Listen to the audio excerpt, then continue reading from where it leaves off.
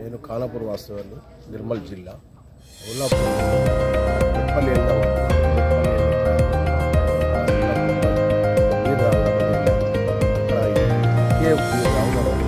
Beer తీసుకొని కొద్దిగా తాయందామని open చేసేంత లోపల అందులో మొత్తము ఫంగస్ అయి ఉన్నది ఒక బీరు. దాన్ని తీసుకెళ్ళి మళ్ళీ తనకు చెప్తే తను అలాగే ఉంటుంది అని అన్నారు.